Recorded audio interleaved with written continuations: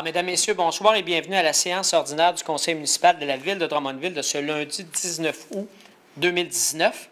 Alors, je déclare la séance ouverte. Je vous invite à vous joindre à moi pour un court moment de réflexion. Nous souhaitons que nos délibérations, nos projets et nos travaux soient animés de la volonté de servir les intérêts de la collectivité et de favoriser le développement de notre ville. Puissions-nous travailler dans la bonne entente, la compréhension et le respect des droits individuels et collectifs de nos concitoyens. Bonsoir. Alors, vous avez reçu copie de l'ordre du jour. Est-ce que j'ai un proposeur pour son adoption? Je l'ai proposé. M. Grondin. Je l'appuie. M. Husk. Lecture et adoption du procès-verbal de l'Assemblée ordinaire du Conseil tenu le 15 juillet 2019. M. Martel. Je vais proposer et demander à la greffière de ne pas en faire la lecture.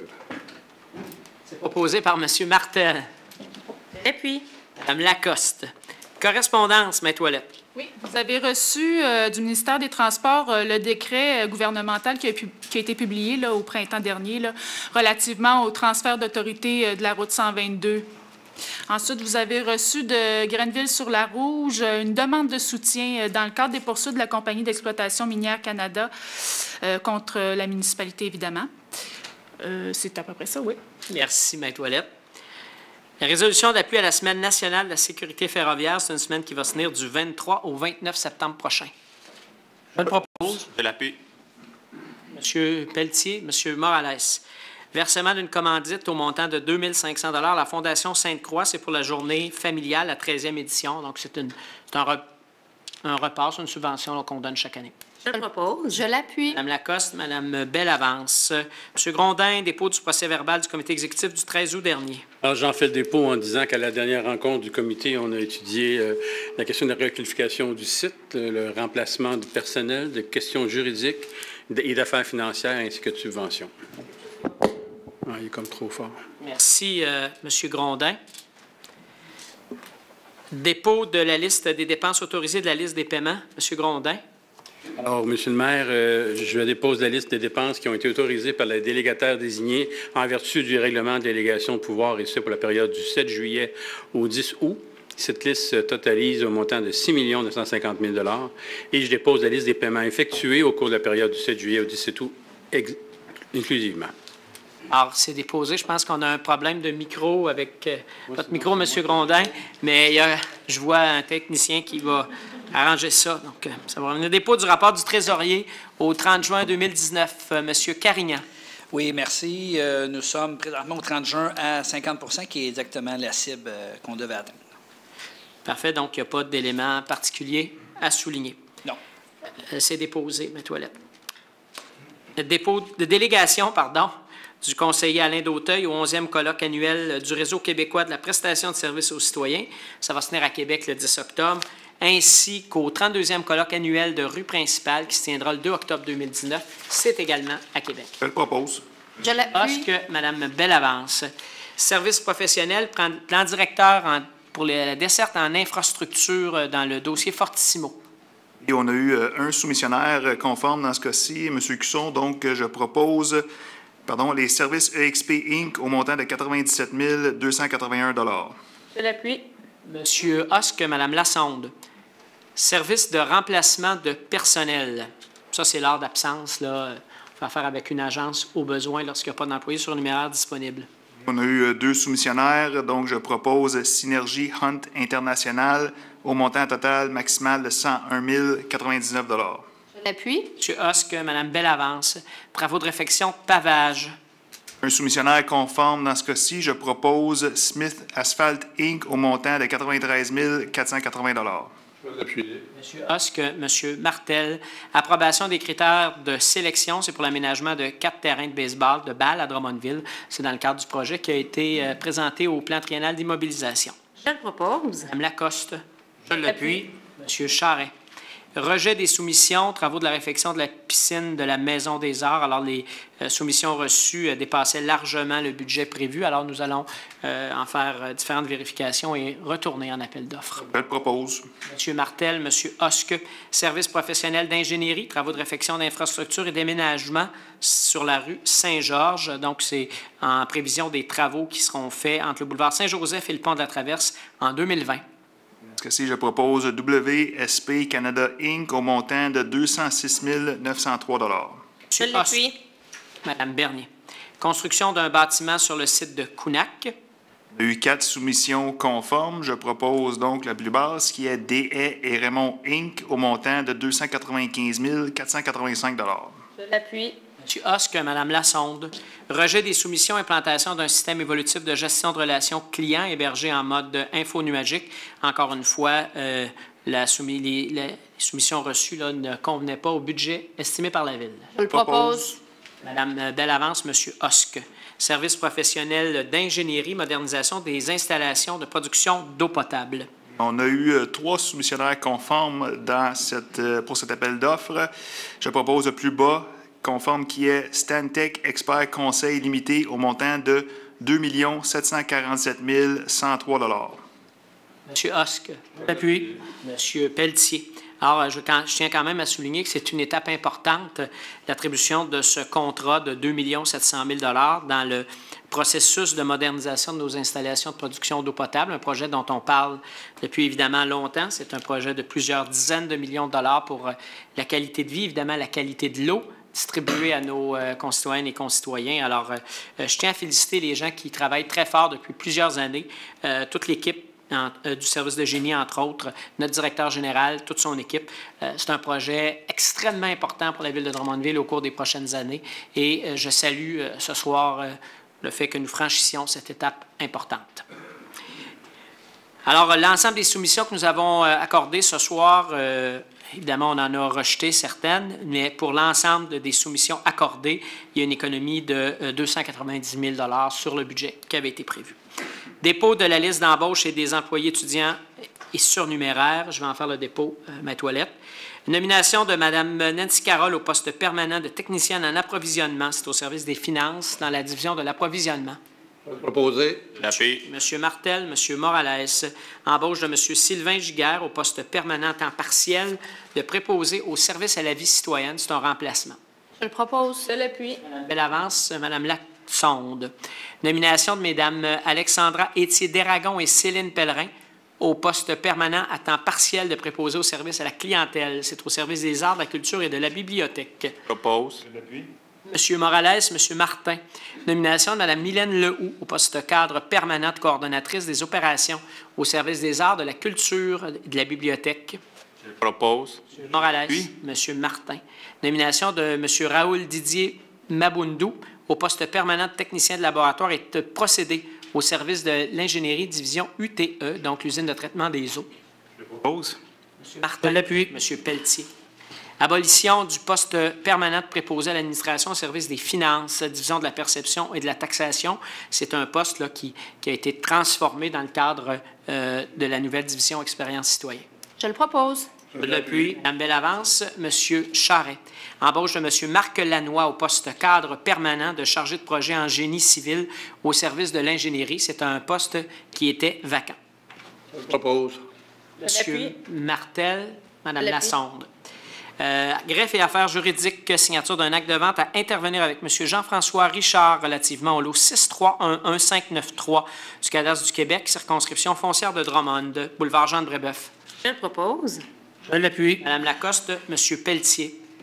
Signature d'un acte de cession à intervenir avec la compagnie 90 65 51 27 Québec Inc.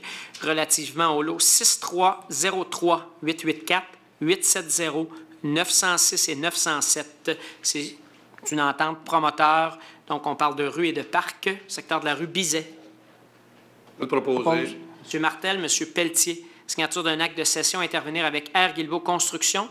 C'est donc un acte de cession relativement au lot 412009. C'est le site de neige usé qui revient à la Ville de Drummondville, donc après 15 ans, tel que c'était prévu au contrat. Je propose. D'appui. M. Gondin, M. Martel. Signature d'un acte de servitude à intervenir avec les investissements Philo-Timo et 92 15 02 75 Québec Inc. Concernant des lots sur la rue Robert-Bernard, on parle des lots 5 139 534 et 5 119 115. C'est relativement à des trottoirs qui ont été faits récemment. Je propose. Je l'appuie. M. Martin, M. Charret. Signature d'un acte de servitude à intervenir avec M. Alexandre Letendre, Mme Marie-Pierre Girard Girard et Rouic Inc. concernant une partie des lots 6, 199, 395, 396 et 408. C'est le secteur de la première allée. Je le propose. Je l'appuie. Monsieur Pelletier, Madame Lacoste, signature d'une entente de subvention au fonctionnement au montant de 300 000 à intervenir avec la Société de développement économique de Drummondville relativement à la gestion de l'aéroport de Drummondville. Donc, c'est la continuité du mandat de la SDED aux mêmes conditions, conditionnelle à l'adoption d'une réglementation régissant les activités de l'aéroport à la satisfaction de la Ville au plus tard le 30 septembre 2019. Je le propose. Je Monsieur l'appuie. Pelletier, Monsieur Martel. Abrogation de la résolution numéro 1348-11-18 adoptée le 19 novembre 2018 relative à la signature de l'acte de vente intervenu avec la compagnie Construction et Pavage Portneuf pour un terrain industriel portant le numéro de lot 6286434 du cadastre du Québec, circonscription foncière de Drummond. Alors, la Ville avait accepté à l'époque de vendre un terrain à cette entreprise qui devait faire la démonstration du différent respect au niveau de l'environnement. On constate qu'il y a là des milieux humides et des propositions de modifier l'emplacement n'ont pas été acceptées par la Ville qui se retire tout simplement de ce dossier. Donc, vient abroger sa résolution qui permettait de vendre. Donc, il n'y aura pas de vente à construction et pavage Portneuf. Je le propose. Je l'appuie. Monsieur Pelletier. Autorisation aux avocats du service des affaires juridiques et du contentieux intenter une poursuite judiciaire dans le dossier de la propriété sise au 461 de la rue Pidis. Je le propose. Madame Lacoste, Madame Lassonde. Signature d'une entente de résiliation de bail à intervenir avec l'entreprise Café Sainte-Catherine concernant la location de l'espace café de la bibliothèque publique. Je le propose. Je l'appuie. Lassonde, Monsieur Martel. Signature d'un bail à intervenir avec le groupe La Feuille Verte relativement à la location de l'espace café à la bibliothèque publique de Drummondville.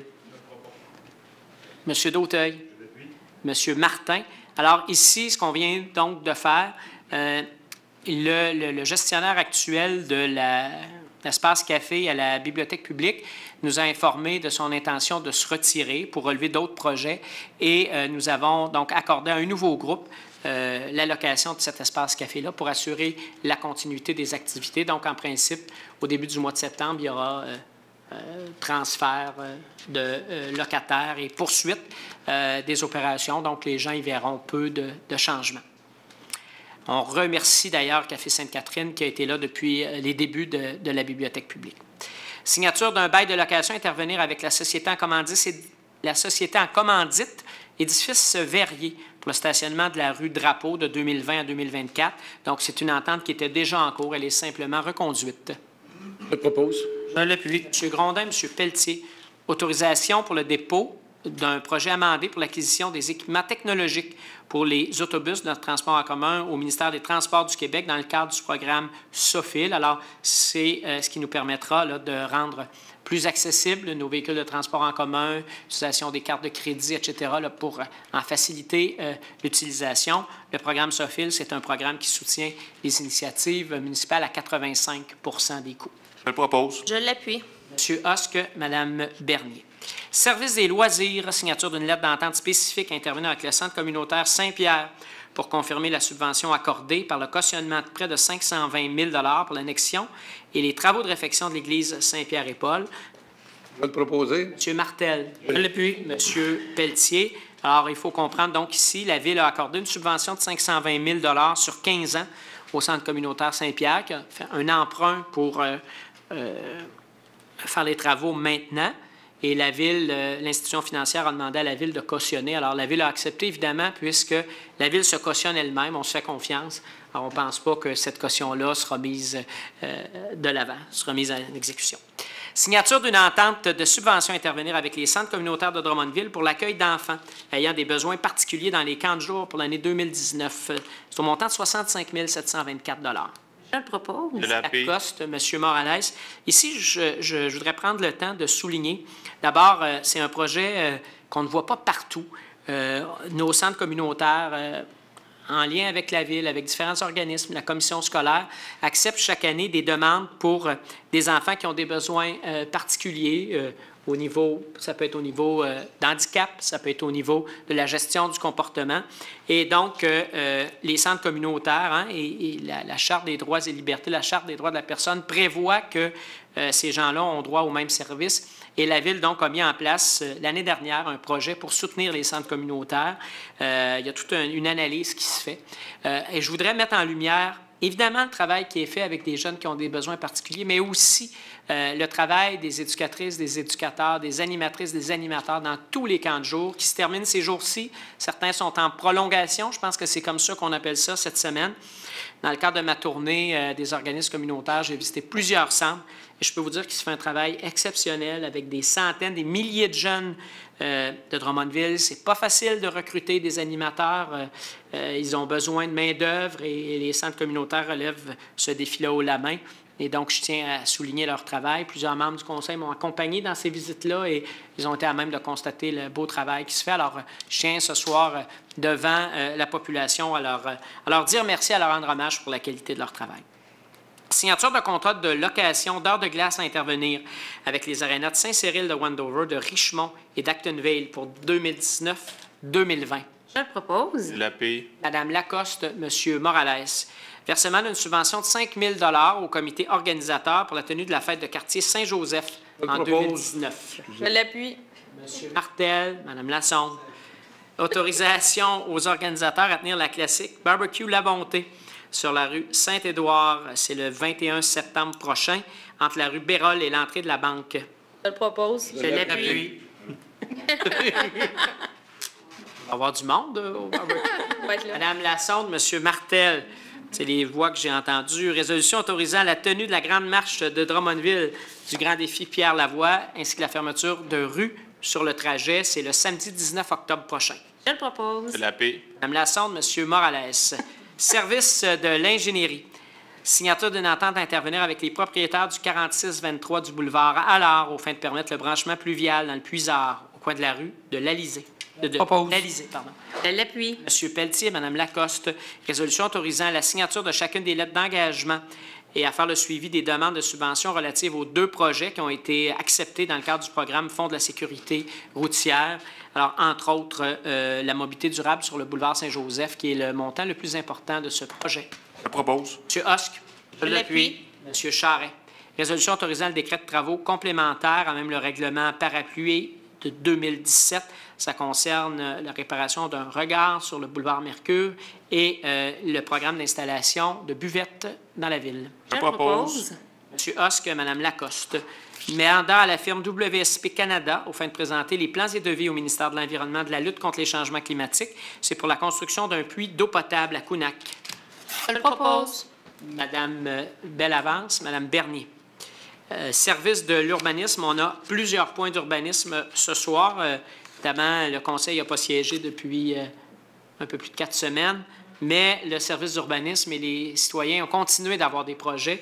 Alors, on en a plusieurs. On va débuter par le dépôt du rapport trimestriel. Madame Lassonde, on a des bonnes nouvelles.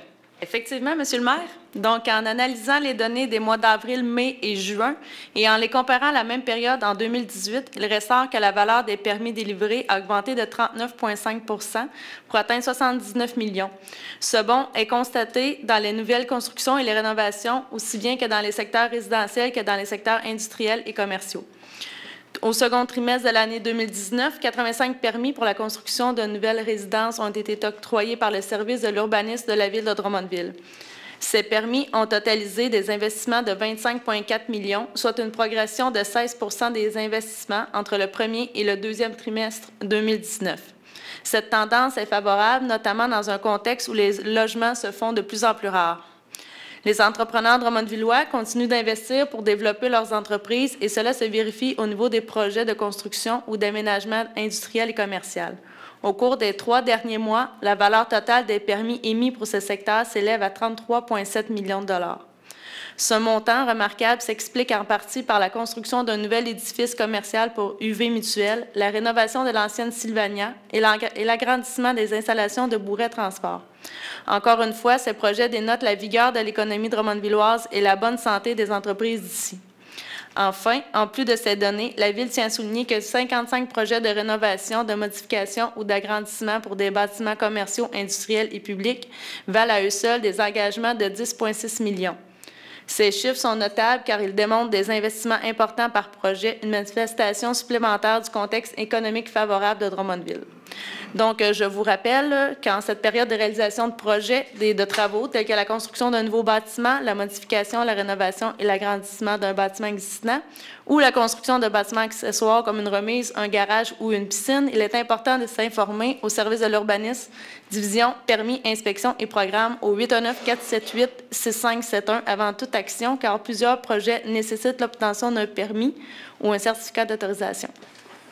Merci beaucoup, Madame Lassonde. C'est donc déposé. Alors, on y va avec les résolutions pour les dérogations mineures. On en a près d'une trentaine. Résolution autorisant une dérogation mineure qui aura pour effet de réduire la largeur minimale de 4 allées de circulation et refusant d'augmenter la hauteur maximale de 2 bâtiments projetés sur 1275 boulevard Foucault. Je le propose. Je l'appuie. Mme Bernier, M. Pelletier. Résolution autorisant une dérogation mineure qui aura pour effet de diminuer la largeur de la bande riveraine applicable à l'agrandissement du bâtiment principal et refusant l'agrandissement projeté de la terrasse au 155 de la rue Claude. Je le propose. J'appuie. Mme Lacoste, M. Pelletier. Résolution autorisant une dérogation mineure qui aura pour effet d'augmenter la superficie maximale et la longueur maximale de 2 murs pour un garage privé isolé projeté au 2101 de la rue de la Forêt d'Orléans. Je le propose. Je l'appuie. Madame Lassonde, M. Martel. Résolution autorisant une dérogation mineure qui aura pour effet d'autoriser la présence d'un garage privé attenant et d'un garage privé intégré au bâtiment principal et réduire la distance minimale entre ces 2 bâtiments accessoires au 175 de la rue Diane. Je propose. Je M. l'appuie. Pelletier, Mme Lacoste.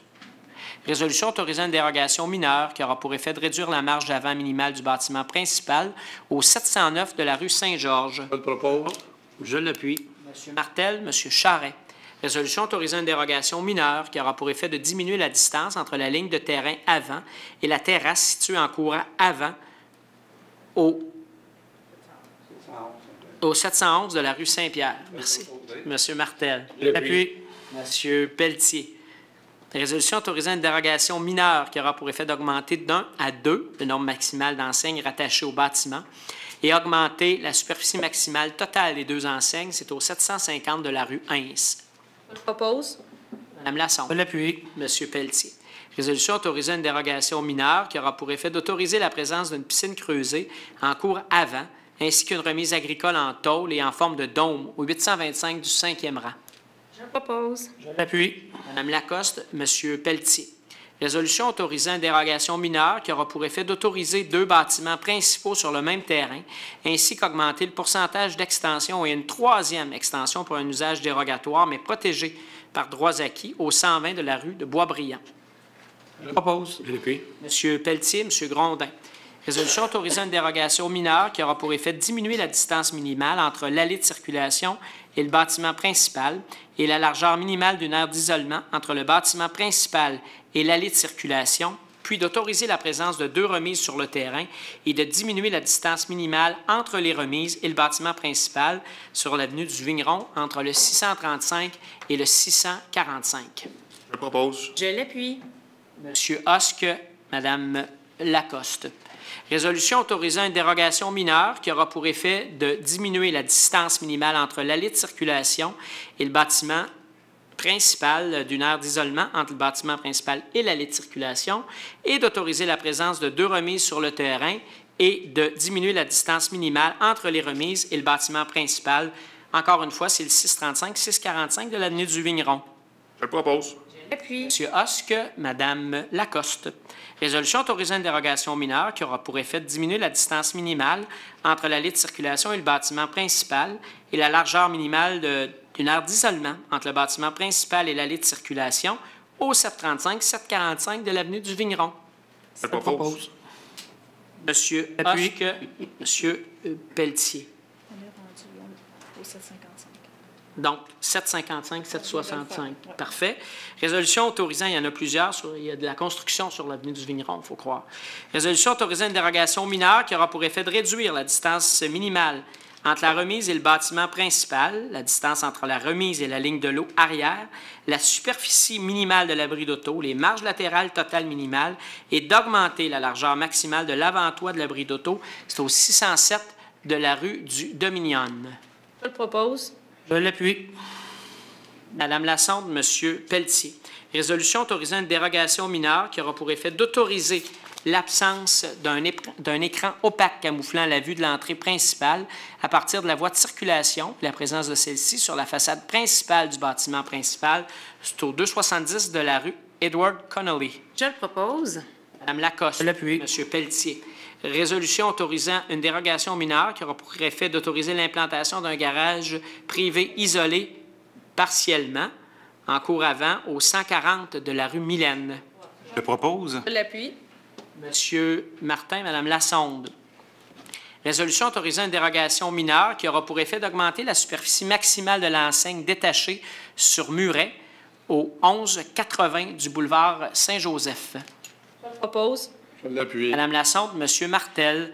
Résolution autorisant une dérogation mineure qui aura pour effet de réduire la distance minimale entre un entrepôt projeté et la ligne de l'eau arrière, ainsi que la ligne de terrain adjacente à un terrain où s'exerce un usage du groupe Habitation au 1380 de la rue Hébert. Je le propose. Je l'appuie. Monsieur Charret, Madame Lassonde.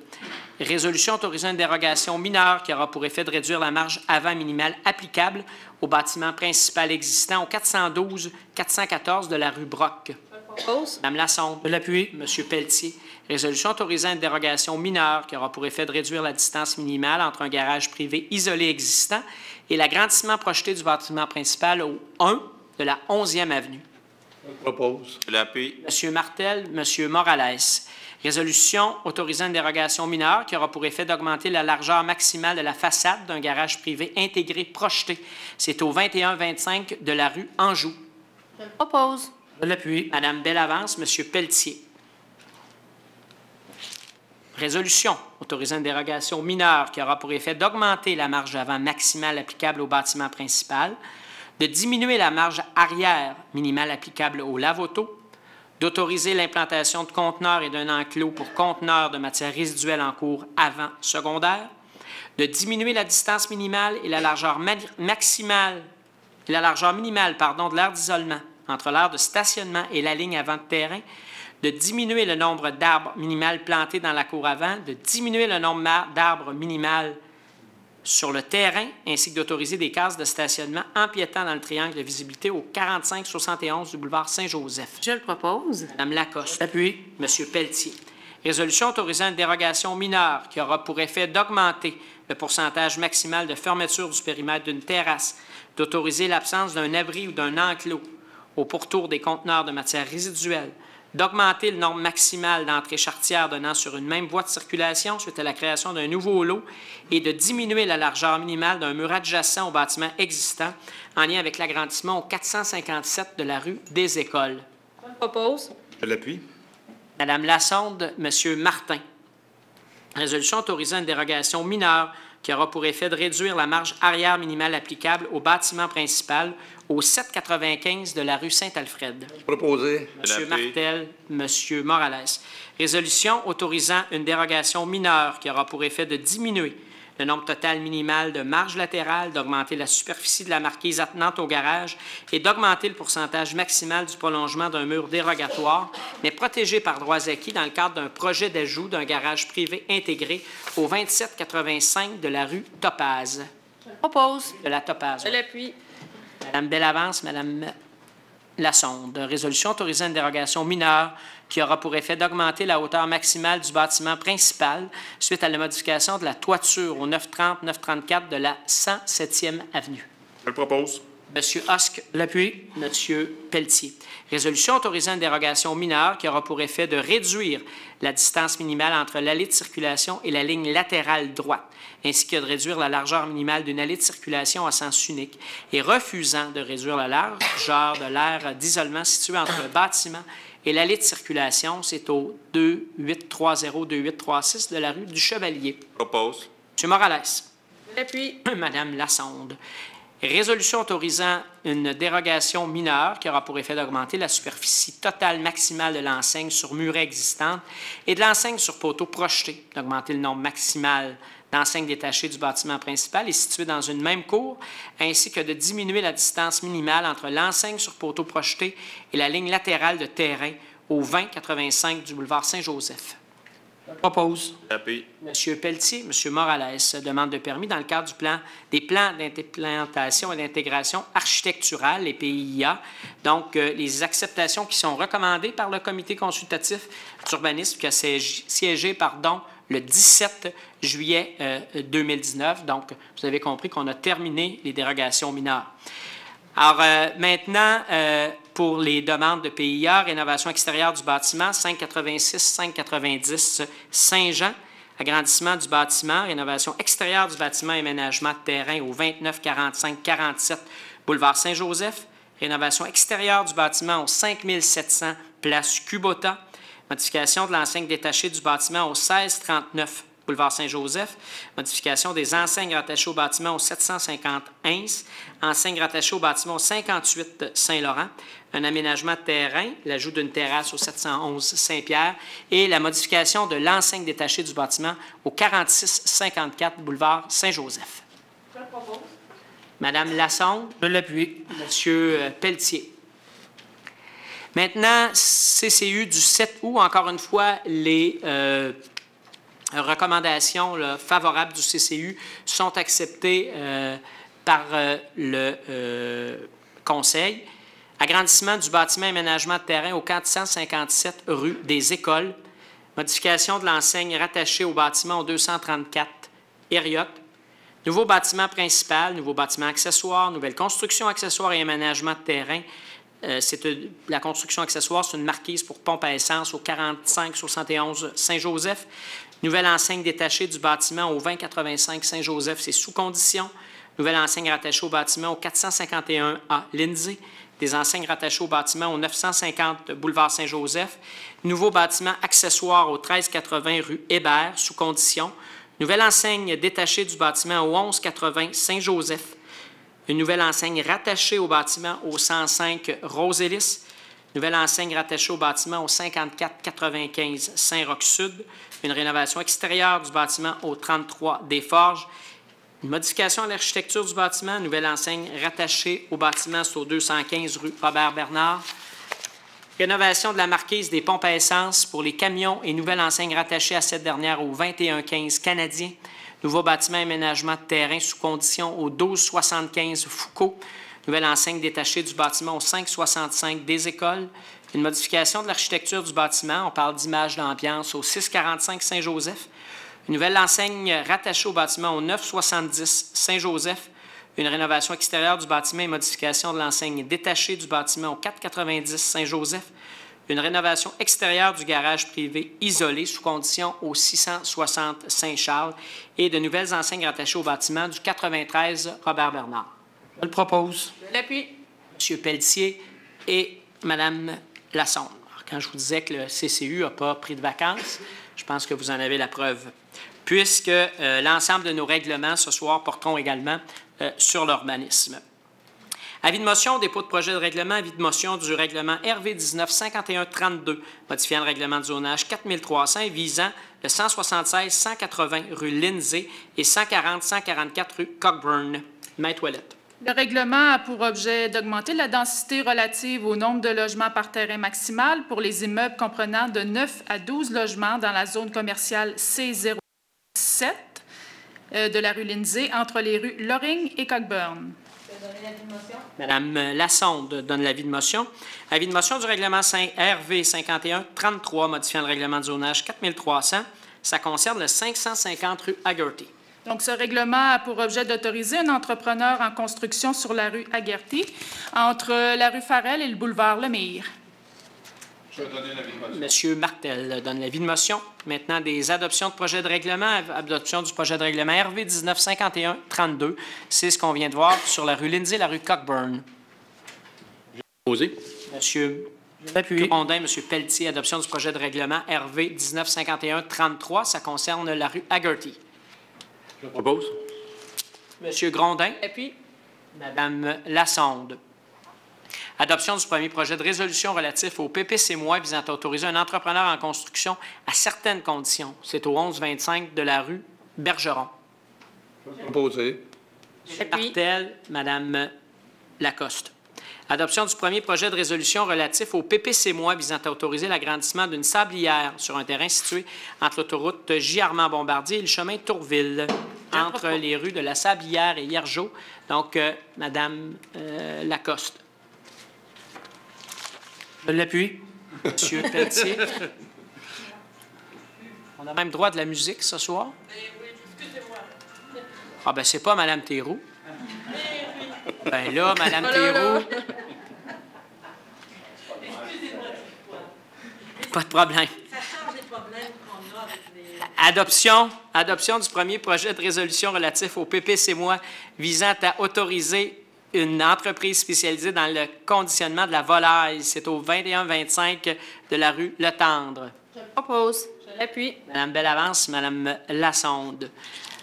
Adoption de second projet de règlement. Adoption du second projet de règlement RV 1951-18 afin d'agrandir la zone rurale 9202 à même une partie de la zone rurale 9208 afin de permettre la construction d'une résidence à environ 72 mètres de l'emprise du chemin Heming dans le secteur du barrage hydroélectrique Heming. Je propose. M. Grondin. M. Pelletier. Adoption du second projet de règlement RV 1951-19 afin d'agrandir la zone d'habitation H719 à même la zone d'habitation H709 dans le secteur de la 9e avenue entre l'arrière des propriétés situées au sud de la rue Saint-Damas jusqu'à la rue Saint-Jean dans le but d'autoriser les bâtiments multifamiliaux de 3 logements. Je vais le proposer. Je l'appuie. M. Martel, Mme Lassonde. Adoption du second projet de règlement RV 1951-29 afin d'autoriser une habitation multifamiliale de 4 logements dans les secteurs des rues Saint-Omer, Leclerc, Landreville et Fournier. Je le propose. J'appuie. D'accord. Madame Lassonde, Monsieur Pelletier. Adoption du second projet de résolution relatif au PPC-moi concernant le 1050-1052 de la rue Cormier. Ça vise à autoriser l'ensemble des usages qui font partie de la classe bureau. Je le propose. Selon des conditions. Madame Lassonde. Je l'appuie. M. Pelletier. Adoption du second projet de résolution relatif au PPC-moi qui vise à autoriser l'ajout d'un logement dans la partie arrière de l'immeuble du 291 Hériot. Je le propose. Madame Lassonde. Je l'appuie. Monsieur Martel. Adoption du règlement. Donc, on arrive à l'adoption de règlement. On en a 9 pour lesquels c'est la dernière étape ce soir. Adoption du règlement RV 1951-14 qui a pour objet d'agrandir la zone commerciale longeant le côté sud-ouest du boulevard Saint-Joseph dans le secteur délimité approximativement par les rues Saint-Pierre et Saint-Gérard. Je vais le proposer. M. Martel. Je l'appuie. M. Pelletier, j'imagine qu'il y aura un vote puisqu'il y en a eu un la dernière fois sur ce point-là. Quelqu'un demande le vote? Monsieur le maire. M. Haas, que je vais appeler le vote. Quels sont ceux qui sont favorables?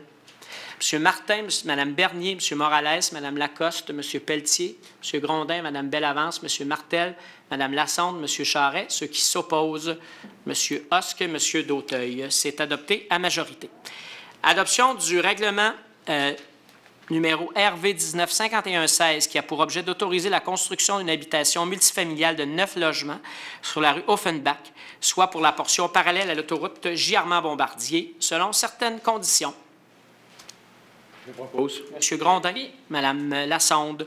Adoption du règlement RV 1951-22 qui a pour objet d'apporter des ajustements aux exigences relatives à la variation de l'architecture des bâtiments principaux applicables à l'intérieur de certaines zones faisant partie du groupe Habitation, soit dans les secteurs des rues Taïga, de la Taïga, Félicien-Bourbeau, des développements domiciliaires du Faubourg-Sélanise, de la commune sud, de la Seigneurie André-Lemaire, du domaine du Vigneron, de la rue Traversy et de la rue des Cartes. Je propose. Je l'appuie. M. Morales, Mme Lassonde.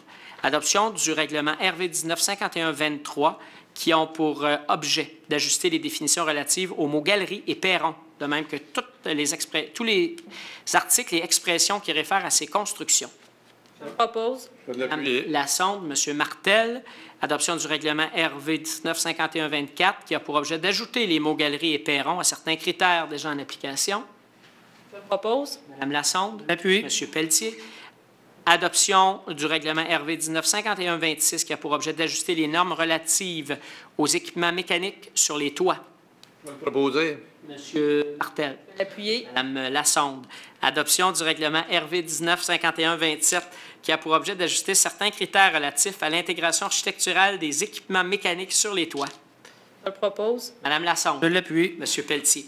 Adoption de la résolution relative au PPC-MOI visant à permettre un projet immobilier composé de 3 bâtiments résidentiels, soit une habitation unifamiliale, une multifamiliale de 4 logements, une habitation multifamiliale de 6 logements sur un emplacement vacant adjacent à la rue Saint-Pierre entre le boulevard Lemire et le boulevard Cusson au 2075 à 2105 de la rue Saint-Pierre. J'aimerais le proposer, Monsieur le maire. Belle avance, Monsieur Pelletier. Adoption de la résolution relative au PPC-MOI visant à autoriser la transformation d'une boucherie en centre de débitage et de transformation. C'est au 1230 de la rue Saint-Thomas. Je le propose. Oui. Monsieur Pelletier, Monsieur Morales. On est rendu à la période d'information des membres du Conseil. Alors, vous me permettrez, dans un premier temps, au nom de mes collègues, d'offrir nos plus sincères condoléances à différents groupes ou personnes ce soir. Alors, d'abord à M. Jérôme Bugeaud, qui est pompier à la ville de Drummondville, pompier à temps partiel, et à toute sa famille à l'occasion du décès de sa mère, Mme Suzanne Côte-Noire. Également à M. Alain Martel, sa conjointe, Mme Brigitte Tremblay, et à toute leur famille à l'occasion du décès de la belle-sœur de M. Martel, donc la sœur de Mme Tremblay, Mme Marie-Josée Tremblay. Également, toutes les personnes qui sont touchées par le décès de M. André Deslauriers. M. Deslauriers a été maire de la municipalité de Saint-Eugène de 1993 à 2001 et de 2013 à 2017. M. Deslauriers a également été préfet de la MRC de 1999 à 2001. Alors, évidemment, on a une pensée particulière pour son épouse Monique, également pour leurs 3 enfants. M. Deslauriers a été un maire actif, quelqu'un qui a consacré sa seconde carrière au service aux citoyens. Il a été policier et à sa retraite, il a décidé de s'impliquer dans sa municipalité. Et il a toujours été à la MRC un grand collaborateur, quelqu'un qui souhaitait qu'ensemble, nous fassions avancer la MRC de Drummond. C'est quelqu'un qui a milité également avant beaucoup de monde sur toutes les questions environnementales, au Bloc vert et dans différents organismes. Tout récemment, jusqu'à la fin, à la ressourcerie Transition, donc, il était membre du conseil d'administration, était président également. Alors, André a été, pour moi, dans le cadre de mon premier mandat à la mairie, un collègue important et estimé. Et donc, à toute sa famille, nos plus sincères condoléances. Monsieur Morales, vous nous parlerez de fête de quartier parce que je crois que c'est ce week-end que vous accueillez les gens dans le district 6. Exactement. Nous avons la 6e édition de la fête de quartier qui aura lieu au Parc Boivin, au 2200 de la rue Saint-Denis. C'est tout proche du métro sur le boulevard Lemire. Donc, de 1h30 à 6h30, on invite toutes les personnes à venir profiter des activités qu'on offre. Merci beaucoup, M. Morales. Évidemment, on vous souhaite qu'il fasse très beau. Alors, on est rendu... Pardon? Merci, on va prier pour qu'il fasse beau. Oui, bien, vous savez, moi, quand il ne fait pas beau, je dis que la météo, c'est fédéral. Peut-être que vous avez des connexions que je n'ai pas de ce côté-là. Donc, période de questions maintenant. Avant de passer à la période des questions, comme il y a des gens qui ne nous visitent pas souvent et qu'on est heureux d'accueillir, peut-être vous préciser que les règlements qui entourent la période de questions sont les suivants. C'est une période maximale de 40 minutes qui est prévue à la fin de la séance. Les gens ont déjà déposé leurs questions en précisant leur nom et tout ça. Donc, on va demander aux gens, quand ils seront appelés de s'avancer au micro, de s'identifier et de nous poser leurs questions en fonction de ce qu'ils nous ont informés. On leur demande de s'adresser à la présidence du Conseil, en l'occurrence moi-même. Et le temps de parole qui est prévu pour chacun des citoyens, avant que nous passions aux citoyens suivants, est un maximum de 5 minutes. Alors, évidemment, les gens peuvent faire un bref, je dirais, une mise en contexte brève, d'au maximum 1 minute, et par la suite poser leurs questions qui doivent porter sur un sujet d'intérêt municipal. Évidemment, on demande d'éviter les allusions qui sont personnelles, les insinuations, les paroles qui seraient violentes, blessantes ou irrespectueuses. Alors, c'est dans ce contexte-là que nous allons passer la période de questions. On a beaucoup d'intervenants ce soir. Donc, j'invite d'abord Mme Henriette Yargeau.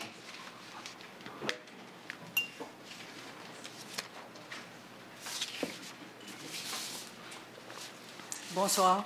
Bonsoir. D'abord, à 9.7, j'ai des remerciements à vous faire pour abroger l'usine de bitumineux. Si j'ai bien compris. On abroge la résolution, on n'abroge pas l'usine. Non, On n'abroge pas la compagnie. Elle ne viendra pas, fait qu'on n'aura pas besoin de la bumper. Alors, merci. Bon, moi, mon premier sujet, c'est l'école de pilotage. Le 12 juillet 2019, la Ville a adopté un règlement pour interdire l'usage. Bon, puis je répète ce que vous aviez dit. La Ville a engagé a depuis engagé un négociateur, l'avocat Serge Bernier. C'est un avocat qui travaille pour la SDED. Les sympathisants, pour garder l'école de pilotage, sont Chambre de commerce, Service de développement, Société de développement économique de Drummondville, quelques citoyens, certains touchés, mais la plupart pas touchés par notre problème, qui veulent imposer ces vols pour des intérêts purement économiques. Tantôt, Mme Lacombe parlait de la bonne santé économique, pour la bonne santé financière, mais surtout contre notre santé et notre environnement, nous autres, des districts, plus spécifiquement de 10, 11, 12 et 1. Aucun argent ne peut acheter notre santé. La pollution rend malade et tue. La dernière pression de l'école de pilotage, on la voit dans cette feuille-là, et ça m'a rappelé d'abord ce que ça dit là-dedans, 75 élèves qu'on voit, 11 de Drummondville, les autres de d'autres pays, puis qui viennent d'ici et là. Alors, votre question, Mme Yargeau. OK, j'y arrive. J'y arrive. Vous avez oublié votre Cette pleine page m'a rappelé la pleine page que Waste Management faisait en 2013 pour qu'on ait le dépotoir, avec l'appui de toute la classe financière, commerciale, la SDED, toute la classe des gens d'affaires contre nous. Alors, moi, oui, j'ai une question. Monsieur le maire, vu qu'il y a des négociations récentes, où en êtes-vous dans ce dossier-là et quand finaliserez-vous ce dossier?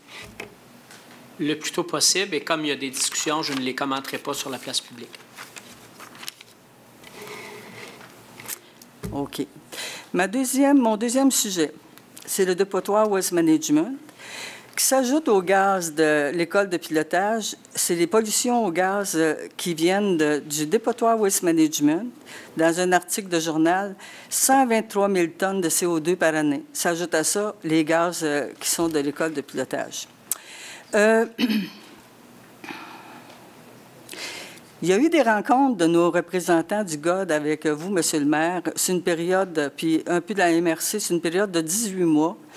Mais nos élus demandaient que vous aménagiez le territoire pour interdire l'importation des déchets étrangers.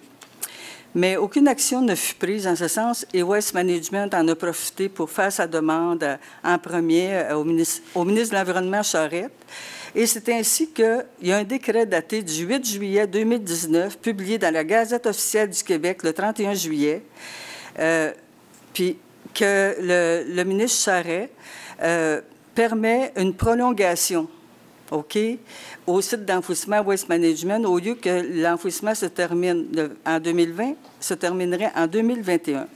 Puis dans le Journal de Montréal, le ministre, le 7 août 2019, il dit que il va devoir consacrer l'année 2019 à la gestion des matières résiduelles et en même temps, il a confirmé que 2020 serait consacré à la protection de l'eau.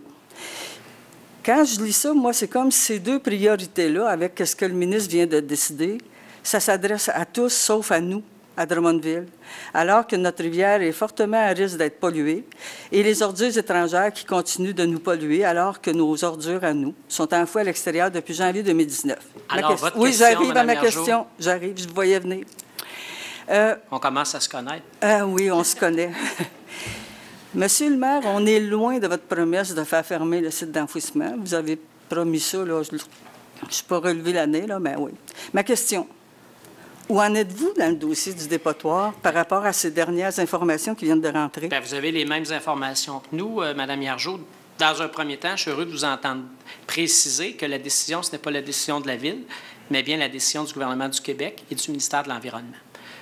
La demande de Waste Management était à l'effet de retirer complètement l'échéance, parce que en 2013, malgré le référendum qui avait eu lieu, les 2 référendums qui avaient été tenus à Drummondville, le gouvernement du Québec a autorisé l'exploitation d'une zone qui était déjà permise au zonage depuis les années 90 par l'ancienne municipalité de Saint-Nicéphore, donc autorisé, vous me permettrez l'expression, que ce trou-là soit rempli en disant vous avez jusqu'en 2018 ou si vous n'atteignez pas les quantités maximales, vous aurez une extension jusqu'en 2020.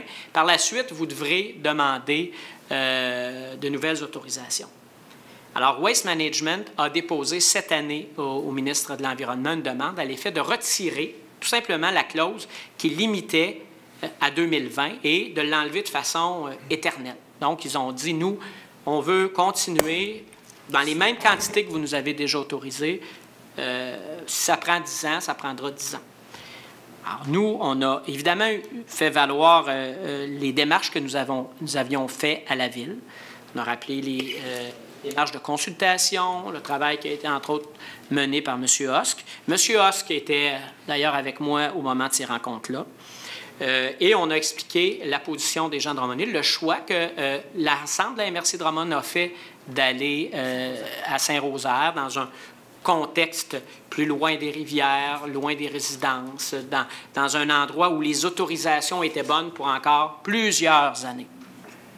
Maintenant, le gouvernement n'a pas accueilli intégralement la demande de Waste.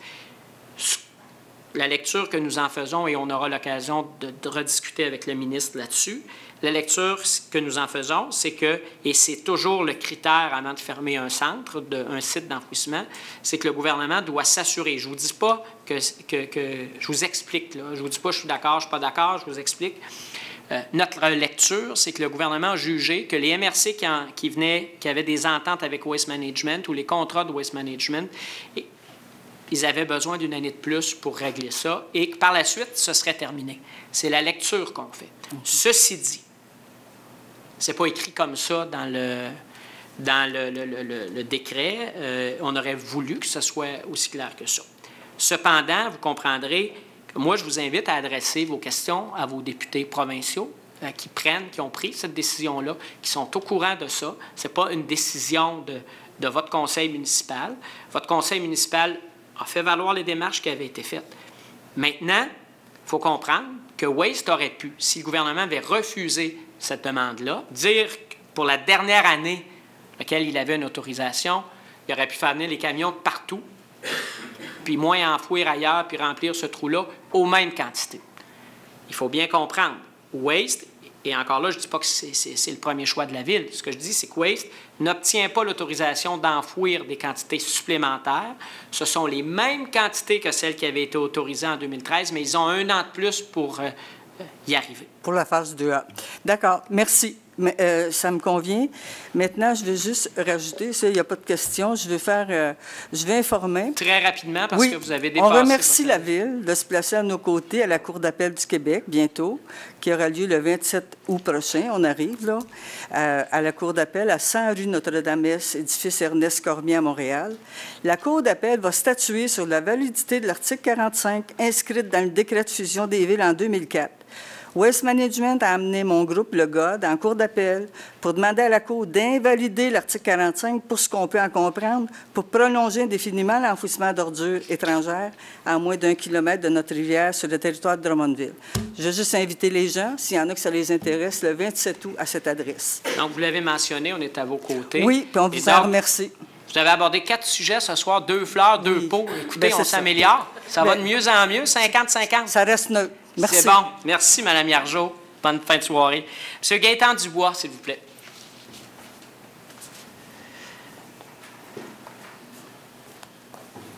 Bonsoir. Bonsoir, M. Dubois. Je voudrais commencer par vous féliciter pour la piste cyclable sur le long de la rivière. Avec sur le calendrier. Moi, ce n'est pas une plainte, c'est une réflexion. Je suis allé la première fois en vélo. Et même à basse vitesse, je me sentais vraiment pas à ma place parce qu'il y a 90 de piétons. Et je suis retourné à pied d'autres fois. Il y a même des petits scooters électriques et beaucoup de personnes en vélo qui font une piste de course de l'endroit. Fait que ce serait plus une réflexion à savoir est-ce qu'on... Écoutez, cette réflexion-là, elle est déjà en cours. Les services analysent ça. Si vous regardez plusieurs pistes au Québec, même la piste le long du canal Rideau, ce sont des pistes partagées. Là, c'est sûr qu'on est dans les premières semaines d'utilisation. Il faut savoir qu'au début, il y a un engouement et tout ça. Évidemment, pour la prochaine année, je rappelle qu'on a dit aux gens on veut la rendre disponible le plus vite possible. Donc, on verra comment on peut ajouter des toilettes. Il y a des points d'eau qui sont prévus. Tout ça va venir. Et la question du partage entre les vélos et les piétons, bien, il y a la possibilité, évidemment, d'avoir des voies. Il y a des endroits où il n'y a rien. Il y a des endroits où c'est des voies dédiées. Il y a des endroits, on me citait récemment l'exemple de Granby, où d'un côté, les piétons vont d'un sens, les vélos de l'autre, donc les gens se voient, etc.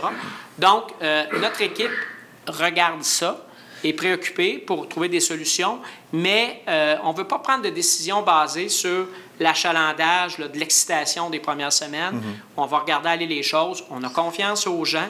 Il y a des gens qui m'ont dit qu'il y a assez de pistes cyclables en ville, ils n'ont pas besoin d'être là. J'aurais le goût de vous dire, il y a plein de trottoirs en ville aussi pour ceux qui veulent marcher. On ne fera pas un débat, piéton-cycliste, mais la sécurité est une priorité et assurément que pour l'année prochaine, on va arriver avec un alignement qui va d'abord et avant tout être basé sur la sécurité, mais au-delà de ça, la prudence des gens, faire attention aux autres, respecter les autres, c'est toujours ce qu'il faut avoir en tête. Comme je vous dis, c'est une réflexion. Oui, tout à fait.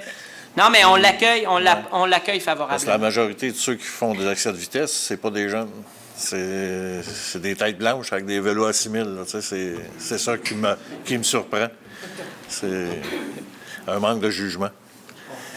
Merci. Madame Bellavance souhaite intervenir. Oui, je veux juste mentionner aussi que quand on a proposé, je préside le comité du corridor de la Saint-François, quand on a proposé la piste cyclable et la piste multifonctionnelle, j'aimerais mieux dire, on ne voulait pas faire une autoroute, la mettre 4 voies non plus. C'est un secteur, on ne voulait pas, on passe par les berges. J'avais remarqué, il y a des endroits que c'est sur pilotis. Donc, on a fait le plus grand qu'on a pu en respectant nos partenaires qui sont aussi en bordure de la promenade Rivia, puis aussi en respectant les berges. Donc, ça ne peut pas être non plus 4 voies pour permettre encore plus de monde. Très belle piste, il faut pas que ça change. Et d'ailleurs, c'est un beau succès cet été, on le voit. Le Skate Plaza également, on a énormément de beaux commentaires. Alors, c'est une contribution, entre autres, à la qualité de vie des gens de chez nous. Madame Michèle Thiroux. Bonsoir. Là, je vois tout le monde. Là. Bonsoir. Quand on est assis derrière, comme ça, là, on votre téléphone est sur vibration. Oui, j'ai tout enlevé. Non, j'ai tout enlevé.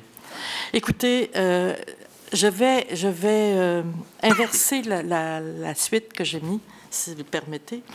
9.6 de l'ordre du jour. Signature d'une entente de subvention au fonctionnement au montant de 300 000 $ à intervenir avec la Société de développement économique de Drummondville relativement à la gestion de l'aéroport de Drummondville et conditionnelle à l'adoption d'une réglementation régissant les activités de l'aéroport, le tout à la satisfaction de la Ville. Je voudrais que vous m'expliquiez tout ça. Bien, l'explication est assez brève. Alors, la Société de développement économique a, depuis plusieurs années, bien avant la plupart d'entre nous, la gestion, la responsabilité de gérer l'aéroport. Donc, il n'y a pas de faut que ça arrive à un moment donné dans l'année. Ce n'est pas lié aux discussions actuellement. C'est le même montant. On reconduit la responsabilité de la Société de développement économique. Maintenant, on demande que la S2D nous précise comment elle va encadrer les différentes activités qui ont lieu sur le site. Mais à la condition de l'adoption d'une réglementation régissant les activités, le conditionnement, c'est ça que je cherchais. Donc, la condition, c'est qu'il y ait une réglementation qui est jugée satisfaisante. Si ce n'est pas le cas, l'entente n'aura pas de force. Bon, pourquoi je pose la question? C'est que les 2 derniers conseils deux séances de conseil. On a reporté à plus tard, tout le temps, cette signature, en tout cas, le fameux règlement qu'on disait qu'on n'avait pas eu le temps de préparer avant, mais que maintenant, on passerait ça ce soir, OK? Et je pense que ça n'a pas été passé. Non, parce que ce qu'on constate, c'est que pour les activités actuelles et l'ensemble des activités, ça passe d'abord par le travail avec le gestionnaire qui doit adopter une réglementation. Et parce que, je vous rappelle, il y a deux types d'actions. Il y a le futur et il y a l'actuel. L'actuel, ça ne passe pas par des règlements de zonage, ça passe pour des règlements de gestion de notre aéroport et par des ententes ou par des discussions que je ne commenterai pas. Maintenant, pour ce qui est du futur, bien, là, ce qui nous préoccupe, c'est de régler les situations actuelles. Pour ce qui est du futur, quand on aura réglé le présent, on prendra toutes les mesures, mais qui pourraient très bien se régler parce qu'il y a différentes causes qui font jurisprudence, qui nous montrent que c'est par là la meilleure façon d'intervenir. Et donc, ça a été l'orientation qu'a retenue le Conseil et qui a été adoptée unanimement aujourd'hui. Bon, merci. Alors, le premier point, parce que ça, c'était à côté. Ah, OK. L'eau de nos robinets, OK? Alors, M. Barry Husk, le père de M. Husk, a écrit dans l'Express le 10 juillet dernier les conclusions de l'étude qu'il a réalisée sur 2 ans avec l'Université de Sherbrooke. Okay? Cette étude nous révèle que l'eau de nos robinets à Drummondville contient des contaminants en quantité supérieure à l'eau de la ville de Sherbrooke. Bon, les contaminants sont des produits pharmaceutiques et des pesticides. La ville semble, en tout cas, peut-être minimiser un petit peu les résultats de l'étude parce qu'on a dit, ah, ben, écoutez, là, on ne faut pas faire ça avec un grain de sel. La ville puise son eau dans la rivière Saint-François, située en aval de plusieurs municipalités, de zones agricoles, d'industries, de sites d'enfouissement. Sherbrooke, lui, s'approvisionne dans le lac Memphremagog. OK? Ça, c'est une mise en... Ça, c'est le paysage que nous avons. Monsieur Étienne Parent, chef de l'exploitation de l'usine de traitement d'eau, aurait dit qu'il s'agit là d'un débat de société. Moi, je ne me souviens pas d'avoir débattu. En tout cas, personnellement, n'a jamais participé à ce débat, encore moins à Drummondville. Au Québec, on aurait décidé de ne pas aller dans le sens d'avoir des normes aussi sévères que celles de l'Europe. Qu'il en coûterait à Drummondville 2 millions de plus par année en coût d'opération. Alors voilà. Est-ce que la Ville est sérieuse là-dessus? Au lieu de nous envoyer des chiffres comme ça, là, pour clore le bec des citoyens, est-elle prête à faire une étude exhaustive? C'est le temps d'agir puisqu'elle va investir plus de 60 millions, dont cette année 2 millions, pour sa nouvelle usine de traitement des eaux. Et va-t-elle, cette usine, avoir l'assurance investir là-dedans? Parce que j'ai mieux avoir de l'eau très propre, très buvable, très correcte, que d'avoir de toutes sortes d'affaires de promesses. Mais je me dis, il me semble que l'usine de traitement d'eau, ça devrait être un peu plus...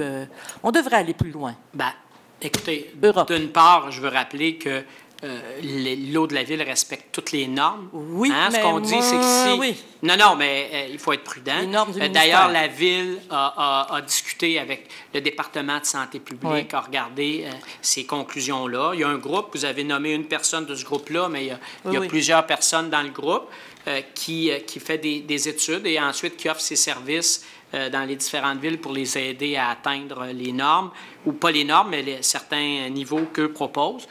Bien, écoutez, si vous nous demandez si on est sérieux, après avoir dit qu'on bâtissait une nouvelle usine, qu'on nous donnait ce soir un contrat de 2,7 millions pour bâtir l'usine, je ne sais pas qu'est-ce qu'on peut faire pour être plus sérieux que ça. Notre usine date des années 40, si je ne me trompe pas, Monsieur Adam, et donc il y a cette nécessité d'investir. Ceci dit, puis je vais être très, très clair, la santé publique le dit, nos gens nous le disent, il n'y a aucun danger. Cette eau-là, elle est analysée plusieurs fois par semaine. Moi, écoutez, c'est ce que j'ai devant moi, que j'en ai bu toute la soirée à travers les 50 points d'urbanisme. J'ai aucune inquiétude sur l'eau de la ville.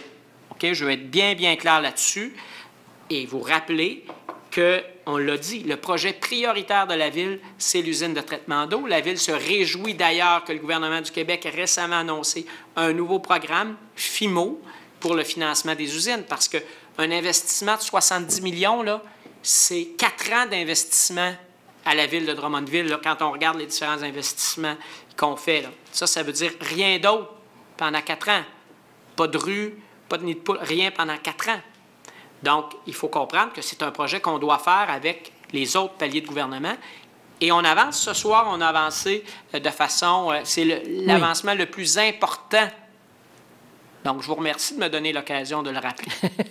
Oui, c'est très bien. C'est très bien ce que vous dites. Cependant, moi, j'arrive avec des normes plus sévères. Ce n'est pas nécessairement toujours aller dans le sens du ministère de l'Environnement, dont on a vu à plusieurs reprises que c'est un peu de laxisme. Moi, je là, me écoutez, dis... c'est des jugements. Il y a des normes, Mme Théroux. Les normes canadiennes, québécoises se comparent très bien aux normes dans le monde. Aux normes européennes sont plus sévères, M. Cusson. Il y a des endroits où c'est plus sévère, oui. Puis il y a des endroits où c'est moins sévère. Mais je suis d'accord qu'il faut toujours viser le meilleur. Exact. Est-ce que l'usine de traitement va finalement, s'il vous plaît, est-ce que l'usine de traitement va finalement... bloquer les atrazines, les pesticides, des choses comme ça, parce qu'il y a juste, par exemple, 6 éléments. La nouvelle usine va respecter et dépasser l'ensemble des normes, Mme Théroux. En tout cas, je n'irai pas plus loin dessus. OK. Je sens que je devrais m'arrêter. Oui, on est rendu à 8 minutes. 8 minutes. Est-ce que je peux encore? S'il nous reste du temps à la fin. À la fin? On va vous ramener. Je vais regarder, je mets la feuille là, puis je reviens. Donc, j'inviterai M. Desmarais, Sébastien Desmarais.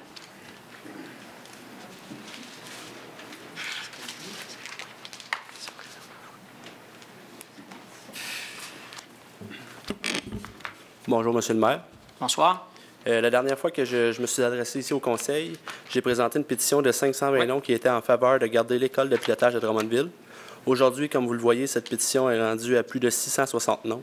Je souhaite réitérer ma demande de prendre en considération l'opinion de tous vos citoyens. Merci et bonne soirée.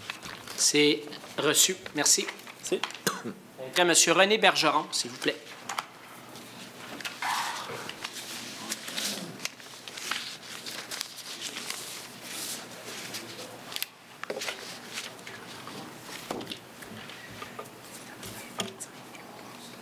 Monsieur Bergeron, bonsoir. Bonsoir, Monsieur le maire. Cusson, conseillère, conseiller. Pour débuter mon intervention, j'aimerais remercier M. Pelletier. Mes questions portent sur l'école de pilotage. Comme vous savez, Monsieur le maire, je fais partie d'un comité qui a siégé seulement 2 fois, 2 reprises. La dernière rencontre a eu lieu en décembre. Je tiens à souligner aussi, je représente plus de 100 personnes. Il y a des gens qui, pour diverses raisons, n'ont pas signé la pétition, mais veulent le faire. Ils sont en voyage. Ils ont 83 ans, ils téléphonent chez nous, ils ne savent pas Internet, comment ça fonctionne. Vous savez, la population, ce n'est pas toutes des jeunes, hein, c'est composé de plusieurs choses. Donc, M. Pelletier, je tiens à vous remercier pour votre courage d'être allé sur la place publique. Malheureusement, j'ai lu des choses sur les réseaux sociaux, OK, que je ne veux même pas commenter ici parce que vous avez dit, Monsieur le maire, nous sommes dans un lieu respectable, etc.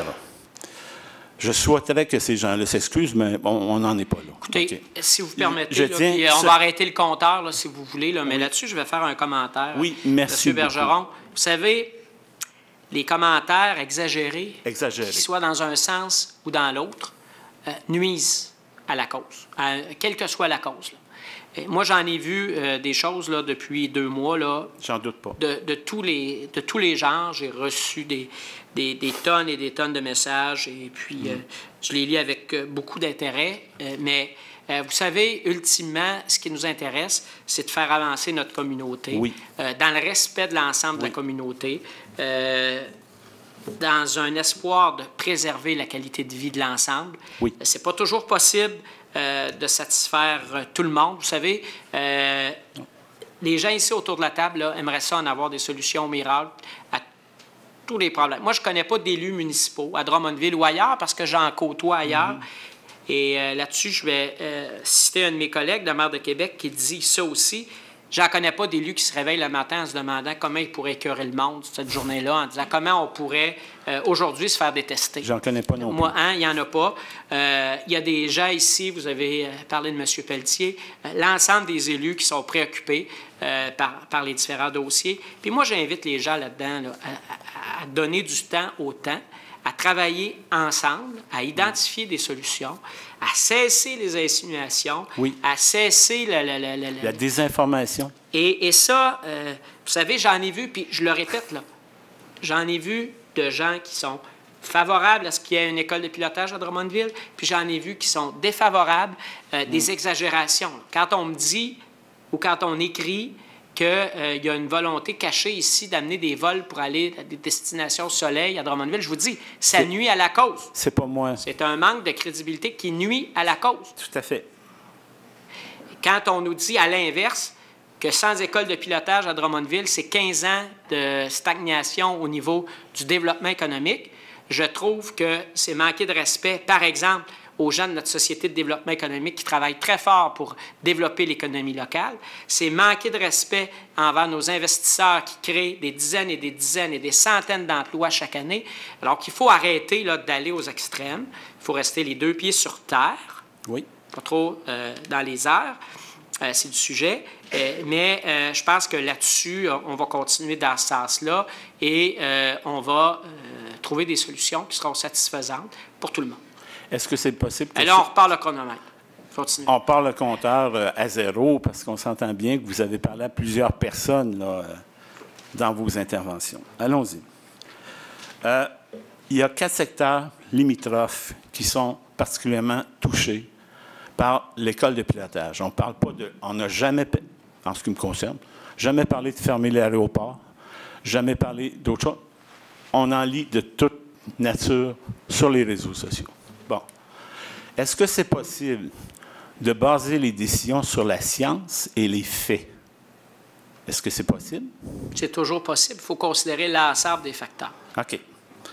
Est-ce que Santé Canada, c'est crédible? Gouvernement du Canada, l'air en tête, ce qu'il faut savoir sur la qualité de l'air. Est-ce que, publié il y a 2 ans, est-ce que c'est crédible? Est-ce que l'information à l'intérieur, lorsqu'on parle d'atteinte à la santé publique, c'est crédible? Vous me demandez ça, oui. Moi?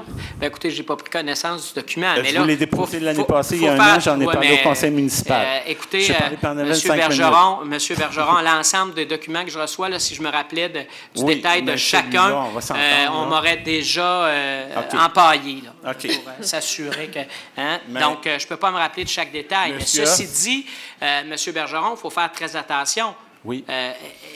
Est-ce que si, par exemple, on parle de pollution de l'air, on parle de plomb, je vois plein d'articles, vous m'en envoyez une bonne quantité également. Surtout récemment. Écoutez, je vais vous dire honnêtement, moi, ce que je veux, c'est qu'on ait la quiétude, que nos oui, vous l'avez promis. Puis je le répète, le répète et on continue de travailler. Ceci dit, on ne peut pas prendre l'ensemble de ces déclarations-là et faire porter le fardeau à une seule organisation. Il y a si... OK. Je peux poser mes questions? Oui, oui, continuez. OK. Mais je veux y répondre. Beaucoup de mon temps, là. Ouais. Non, bien, je réponds à ce que vous avez dit. Je vais être bref, vous soyez bref. En tout respect, hein, c'est en tout respect, là, parce qu'on se connaît quand même depuis au moins 1 an. Si on commence à compter le temps, le 5 minutes achève. OK, allons-y. 4 secteurs limitrophes. De quoi qu'on parle? Mon premier point, c'est la santé. Le deuxième point, c'est la pollution de l'air. Troisième point, la sécurité. Et finalement, la qualité de vie. Disons que vous avez déjà répondu à celle-là parce que vous venez de dire, vous l'avez promis, vous êtes engagé, puis ça va se poursuivre. Bon, allons-y. Le point majeur, c'est la santé. Lorsqu'on parle d'école de pilotage, qu'est-ce qu'on parle? On parle essentiellement d'un phénomène du supplice de la goutte d'eau. Malheureusement, ce n'est pas dit dans les journaux, Journal local L'Express. Je le dis pour Mme Tremblay, je pense à l'écoute de temps en temps. Là. On parle d'un phénomène du supplice de la goutte d'eau. qu'on subit, nous, les citoyens. Les gens, les 100 personnes et plus qui ont signé ma pétition, plus les autres qui n'ont pas signé, puis il y en aura d'autres. Vous savez, le dossier, ça ne réglera pas à court terme. Ça, on peut s'entendre là-dessus, parce que c'est toujours présent. Donc, phénomène de supplice de la goutte d'eau. Cherchez un peu là-dessus, vous allez voir, il y a de la littérature. Avec 2-3 avions aux 50 secondes, dans les périodes de pointe, qui tournent continuellement en rond à très basse altitude, tellement qu'on voit l'ombrage des avions. Ombrage. C'est pas haut, ça. Donc, les gens qui sont à l'extérieur des 4 secteurs limitrophes, ils ne savent pas ça parce que l'avion est plus haut.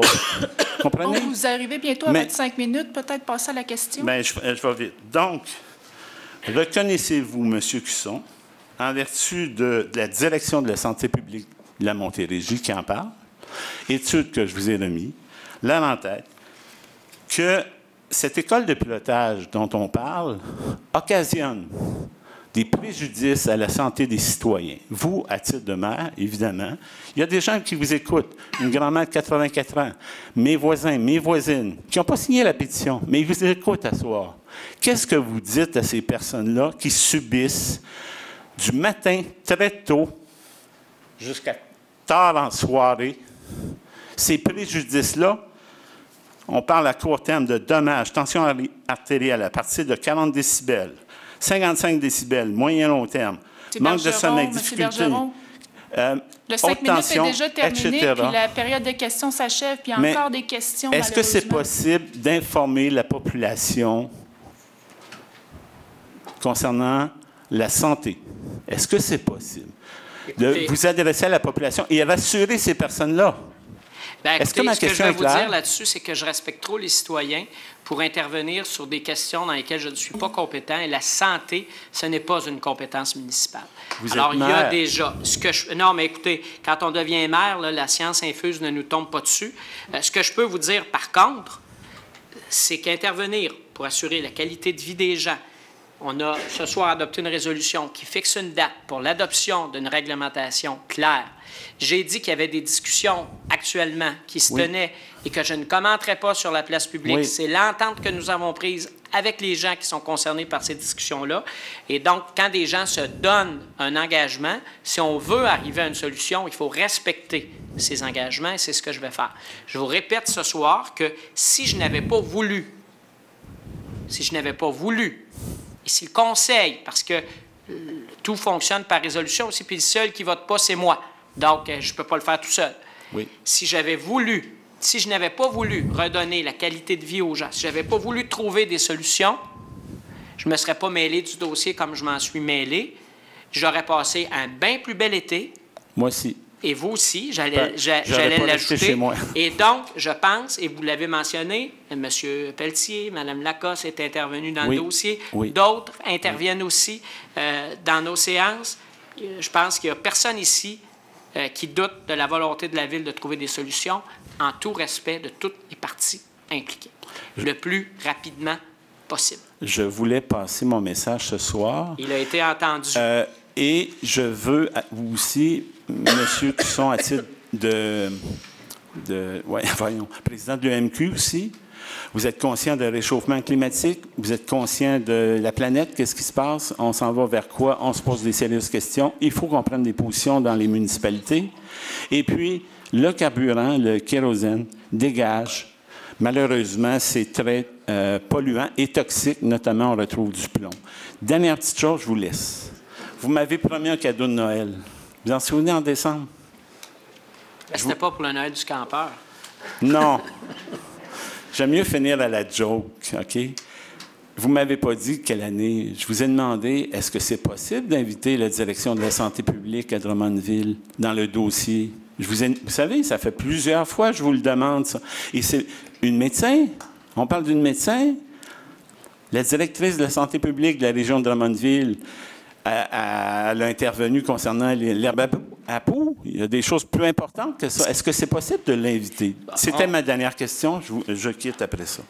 Écoutez, je vous répète ce que je vous ai dit. On est là pour préserver votre qualité de vie et c'est ça qu'on va faire. Ceci dit, et je ne veux pas de réponse, je vais laisser la question dans les airs, en suspens.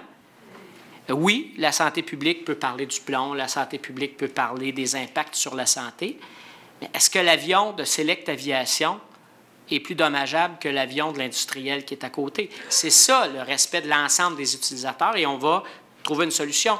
La question qui est en cause au niveau de l'école de pilotage, c'est surtout le nombre de vols, le bruit, c'est ça qu'on nous rapporte, le fait que les avions tournent, etc.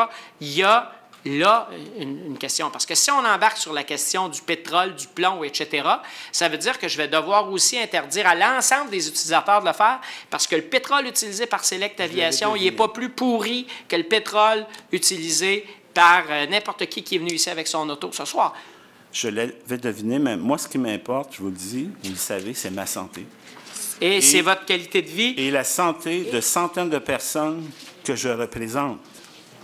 Et c'est ces personnes-là qui vous écoutent ce soir, plus les journalistes. C'est entendu, M. Bergeron. C'est un peu plus serré à soir, parce que je pense que c'était nécessaire.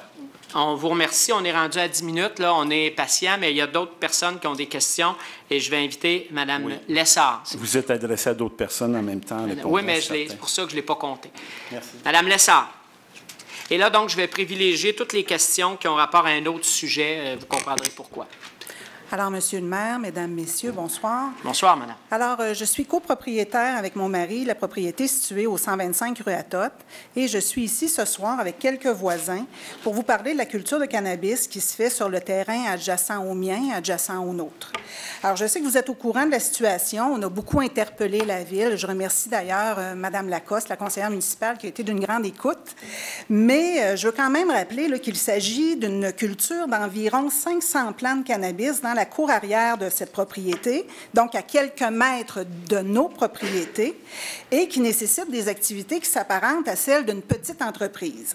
Alors, il y a du bruit de 7 heures le matin à 9 h, 9 h 30 le soir, 7 jours sur 7 depuis plus de 2 mois. Il y a des employés, ça prend de la machinerie. Présentement, il y a des odeurs et les odeurs vont être appelées à être encore beaucoup plus prononcées lorsqu'il y aura floraison de ces 500 plants-là. Il y a de l'entreposage sur le terrain de bois, de métal, de tuyaux, et il y a 3 énormes serres, structures de serres qui sont installées. Et même si c'est une infraction à la réglementation municipale, les serres sont maintenues malgré les actions de la Ville et on doit vivre avec. Moi, j'ai ça, là, quand je suis assis sur ma terrasse, c'est la vue que j'ai. Les plants, les serres, moi, c'est la vue que j'ai de chez moi. À ces inconvénients s'ajoutent des inquiétudes pour le futur. Alors, est-ce qu'il y aura contamination de nos puits d'eau potable par l'eau d'arrosage de ces plants-là, qui est de l'eau qui arrive par citerne? Et nous, on pense que ce n'est pas seulement de l'eau, il y a probablement des fertilisants. Alors, est-ce qu'il y a quelqu'un qui va venir vérifier l'eau utilisée par le voisin? Et est-ce que le permis fédéral va permettre la transformation de cannabis aussi sur son terrain? Si c'est le cas, quelles seront les infrastructures que ça va prendre et quels seront les inconvénients pour nous, les voisins? Écoutez, tout d'abord, je vous remercie pour votre question.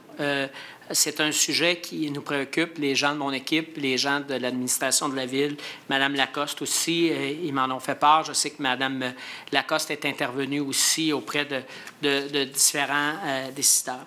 Il y a dans le dossier du cannabis, puis je ne veux pas avoir l'impression de ressortir toujours le disque des compétences et des responsabilités de chaque palier de gouvernement. Je suis de ceux au Québec qui luttent jour après jour pour davantage d'autonomie, de pouvoir municipal, parce que justement, nous, là, vous êtes là, vous êtes ici avec nous, on va vous voir chez vous, Mme Lacoste est allée, on vous voit régulièrement et on voudrait être en mesure d'intervenir. Ceci dit, ces permis-là, ceux auxquels vous faites référence, ils ont été obtenus, d'une part, il y a un permis de culture médicale qui vient du gouvernement fédéral. Il y en a un autre qui a été obtenu et ce sont les faits. Je ne les commente pas, mais toute personne qui écoute va entendre. C'est un permis qui a été obtenu grâce à une ordonnance d'un médecin de la Colombie-Britannique. S'il se spécialise dans un type de permis.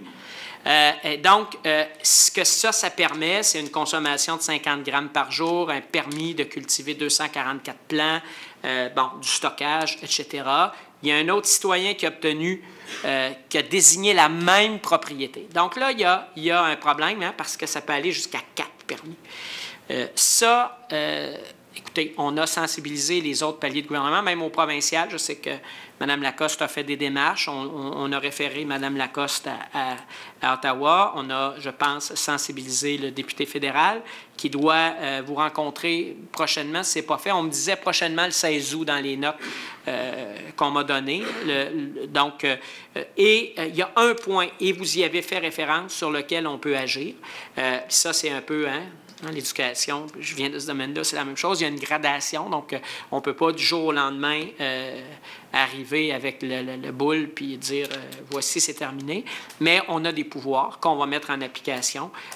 C'est le fait, et vous l'avez mentionné, qu'il y a une serre hors norme, donc qui contrevient à la réglementation municipale, qui est en construction. Donc, évidemment, la Ville envoie des constats d'infraction et va agir en fonction de la gradation nécessaire, etc.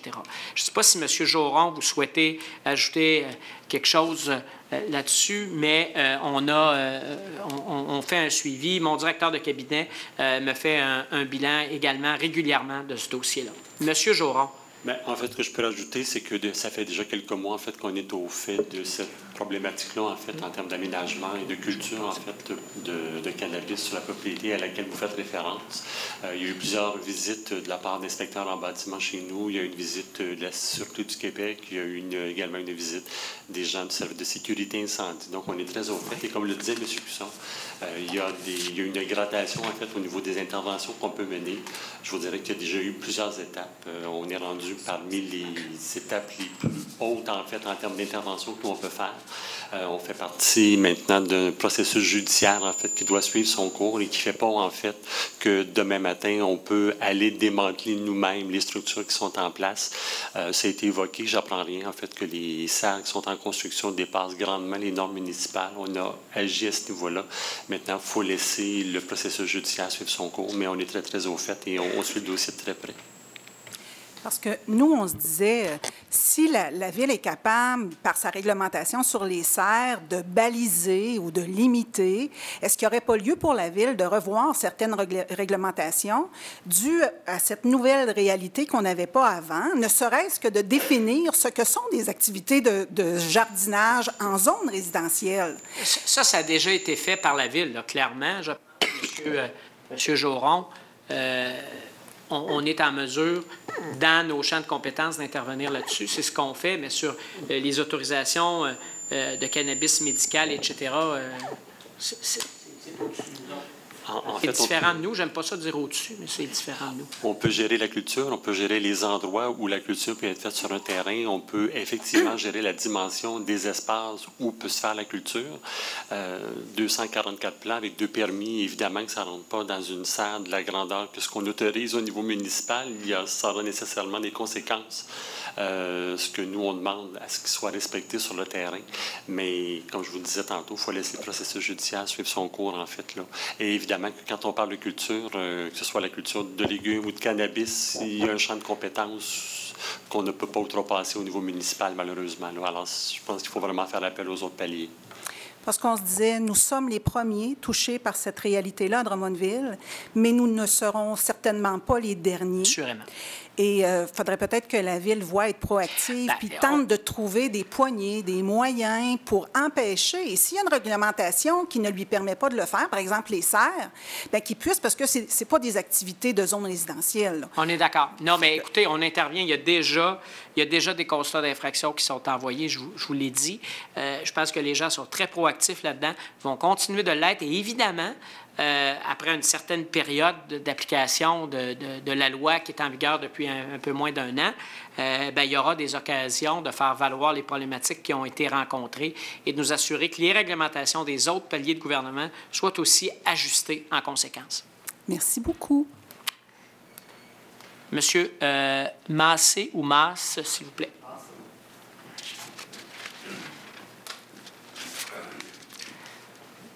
Bonsoir, monsieur. Bonjour. Merci de votre patience. Oui, pas de problème. Bonjour à tous. J'appelle, je viens ici parce que j'ai essayé de rejoindre M. Martin par courriel. On n'a pas été capable de se voir avant, là. Mais c'est pour mettre au fait la Ville au niveau d'une problématique dans le boisé laurentien. Juste un petit historique. 2015 environ, au début du projet, le boisé laurentien, plusieurs propriétés qui se construisent. 2016, j'achète une maison qui avait 6 mois. Aucune problématique à la maison. Au mois d'octobre 2016, il y a des grosses pluies comme qu'on a eu là, récemment. Refoulement d'égouts dans mon sous-sol. Je suis la seule maison touchée. La ville vient, un super bon service. Problématique au niveau des drains français. Ocre ferreux, comme c'est plusieurs secteurs de Drummondville, puis du sable. Fait que la problématique était de mon côté, mais il y avait une autre problématique au niveau de la conduite pluviale entre la ville puis ma maison. Une partie du côté de la ville, une partie de mon côté. C'est Construction Guilbeault qui avait la garantie du projet à ce moment-là, avec Développement Charlemont. Ils ont réparé une partie, pas à 100%, ils n'étaient pas capables, ils ne voulaient pas trop creuser de mon côté. Bon, problème réglé, l'entrepreneur m'installe une sonde pompe. On va être safe avec ça pour une pluie au 100 ans, selon l'ingénieur de la ville.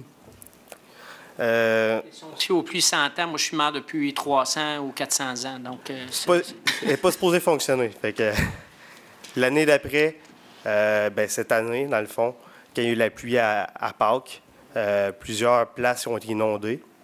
Mon quartier, ma maison, j'ai eu de l'eau qui est rentrée ou la sonde pompe, ça a fonctionné. Mais il y a eu 6 maisons dans ma rue qui ont été inondées au sous-sol. Dans le quartier, c'est la seule place. La moitié de la rue, c'est une petite rue, c'est la rue des Appalaches. C'est un U. Puis à partir de la moitié de la rue, à un côté, il y a des refoulements, les autres côtés, non pas. Dans notre quartier, on a un bassin de rétention qui a été mis, qui est une super bonne affaire pour le quartier, comme le Vigneron. Là, tout le monde vit l'angoisse avec ça. Et quand on va vendre nos maisons, il faut l'aviser. Puis on ne sait pas où que c'est rendu avec ça au niveau de la ville. Écoutez, ce qu'on va faire, c'est que c'est assez technique. Là. Vous comprendrez que nous, on n'a pas ces détails-là, ces réponses-là. On va s'assurer que vous preniez contact avec notre directeur général après et lui pourra, avec vous, convenir là, du suivi qu'on pourra apporter à votre demande pour voir comment on peut vous soutenir le mieux possible. Puis votre conseiller du quartier pourra se mêler à la discussion. Parfait. Dans le fond, je voulais que le monde soit au courant pour amener une solution, parce que je pense qu'il y a déjà des gens qui sont au courant. J'ai vu des arpenteurs récemment, il y a 2 semaines, là, venir mesurer les hauteurs. On va s'assurer que nos services techniques là, soient saisis de cette problématique. Merci beaucoup. Monsieur Dansereau. Bonsoir. Bonsoir. Est-ce que je peux parler de l'école de pilotage? Ou... Bien, écoutez, vous avez été patient, là, mais allez-y, mais on va être très bref là-dessus. Parce que j'ai pas mal dit ce que j'avais à dire. Oui, bien, moi, j'ai des questions aussi. Allez-y. Vous, je comprends, vous avez dit ça, mais moi, j'ai des questions pour vous, puis le conseil de la ville. Ils ont tous les permis nécessaires pour opérer, l'école de pilotage? Oui. Est-ce que je chasse? Depuis 2014, ils sont à Drummondville? Je n'ai pas la date exacte. Il y a eu du développement, beaucoup de développement domiciliaire depuis l'arrivée de l'aéroport, dans les années 40, dans ce coin-là. Là. Oui, je suis d'accord. C'était autorisé par la ville? Tout le développement domiciliaire? Bien, au dernier schéma, là, le Conseil a demandé que les zones de protection autour soient limitées. Donc, on ne développe plus. C'est ce que le Conseil a demandé à la dernière refonte du schéma du plan d'aménagement de la MRC 2012. OK, là, vous dites que vous êtes en négociation pour les... J'ai dit que je ne commenterai pas ces discussions. OK. Donc, on ne sait pas le coût. Vous allez passer un règlement, vous ne savez pas combien ça va coûter. Et je vous ai dit que je ne commenterai pas cette discussion. Parce qu'à Mascouche, ils ont fermé l'école de pilotage. Et même l'aéroport, savez-vous combien ça a coûté à la ville?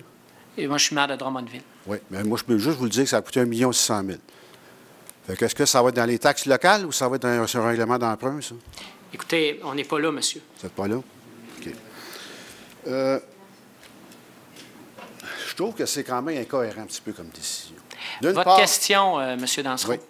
Je peux-tu la... Est-ce que allez-y. vous pouvez... j'ai un préambule de 30 secondes. Je vous écoute. D'un côté, vous agrandissez l'aéroport, vous allez chercher des subventions, vous agrandissez la piste pour avoir des plus gros avions. OK? Des plus gros moteurs. D'un côté, vous dites, OK, ça, c'est correct, nous autres, on est pour ça. Puis pour les petits Cessna, ça, on est... Premièrement, là, on va se dire des choses claires. L'agrandissement de la piste n'a pas été fait pour un utilisateur en particulier. Puis encore récemment, il n'y a pas longtemps, je validais que les appareils qui sont utilisés pour des cours ne sont pas des appareils qui nécessitaient un allongement, un agrandissement de la piste. Non, non, mais je vais répondre à ça. Mais la piste est agrandie pour avoir des plus gros avions. Pour permettre aux utilisateurs, par exemple la clientèle d'affaires qui venait des États-Unis, de pouvoir atterrir. Donc, c'est un mauvais lien, là, de dire qu'on a agrandi, qu'on a investi pour l'école de pilotage, là, c'est d'insinuer quelque chose qui n'est pas exact. Et la raison principale pourquoi on a investi dans la piste, c'est une question de sécurité. Nos infrastructures pour la sécurité des utilisateurs et la sécurité des gens autour nécessitaient une piste plus adéquate. On s'entend. Donc ça, là, école ou pas école, ou avant ou après, pendant, etc., aucun lien. Je vais être bien clair là-dessus. On s'entend qu'on peut avoir des plus gros avions à l'aéroport. Oui. On s'entend là-dessus, avec la nouvelle piste? Mais pas pour aller dans le sud. Non. C'est vrai. Vous ne trouvez pas, M. le maire, que vous envoyez un drôle de message aux entreprises qui voudraient s'installer à Drummond et qui cherchent justement un aéroport proche? Sièges sociaux, des gros... Du tout. Pas du tout? Du tout. Moi, je pense que oui, mais... Je respecte votre opinion, mais je partage. La prochaine étape, M. le maire, c'est-tu de fermer l'aéroport, ce qu'on entend ce soir? Parce que ça, pas du tout, M. Dansereau. Non, mais c'est parce que, d'après moi, là, c'est pas terminé, ce dossier-là. On s'entend là-dessus? Que c'est pas terminé, clairement, on s'entend. Merci. Alors, M. Beaubien, qui sera notre dernier intervenant, on a dépassé la période de questions, mais évidemment, sur la question de l'école de pilotage, je pense qu'on en a assez parlé, donc ce sera bref si c'est le seul sujet. Je m'excuse, ça va être encore le sujet. Mon nom est Bernard Beaubien, je suis citoyen de Drummondville. Je suis pilote, je suis propriétaire d'un hangar et en plus, je suis membre du comité de vigilance de l'aéroport avec M. Pelletier ici présent. Je pense qu'il y a une étude qui n'a pas apparu, fait que je vous pose la première question. Le Conseil et les gens autour de la table sont-ils au courant des efforts déployés depuis 2 ans au comité de vigilance concernant les plaintes, les améliorations apportées suite aux recommandations de la firme externe Octan? Pour ceux qui ne savent pas, il y a une compagnie externe qui s'est venue, Octan, venue vérifier les niveaux de bruit, le niveau de travail des avions, quels étaient à leur cédule, quels étaient à leur horaire. Ils ont même comparé les plaintes des gens dans le field avec les vols cédulés de Select Aviation pour se rendre compte que le problème ne venait pas de Select Aviation et qu'il y avait beaucoup de plaintes qui venaient d'avions de l'extérieur. Fait que là, on a demandé au gouvernement, au ministère des Transports, de changer la loi pour interdire les vols entre 11h et 7h le matin et les fins de semaine et les jours de fête pour éviter les touch and go qui viennent de l'extérieur autant que de Select Aviation. Select Aviation a immédiatement appliqué la norme, mais c'était bien clair par Octan qu'il n'y avait pas tant de problèmes que ça de bruit et il n'y avait pas tant de problèmes de ça qui venait de Select Aviation. Je pense que ça a besoin d'être su parce que c'était une firme extérieure. Si ça a besoin d'être su, M. Beaubien, je vais vous arrêter tout de suite parce que l'étude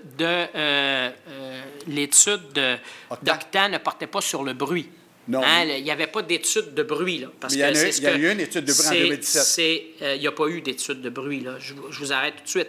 Octan a regardé, a analysé la nature des plaintes, ce qui touchait les plaintes, a fait des recommandations sur des équipements, par exemple, pour dire, bien, il y a des gens qui supposent que c'est Select Aviation. Puis ça, je l'ai déjà dit, là, quand vous sous-entendez qu'on n'en a pas parlé. Ça a déjà tout été dans l'Express, entre autres, ces conclusions-là.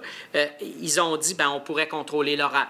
Ils ont dit un autre moyen, parce que des fois, les gens voient des avions puis ils accusent un utilisateur en particulier, mais on n'a pas de preuve que c'est lui. Donc, il pourrait avoir des appareils qui nous permettent de savoir exactement qui a décollé. Il y a des mesures qui pourraient être prises.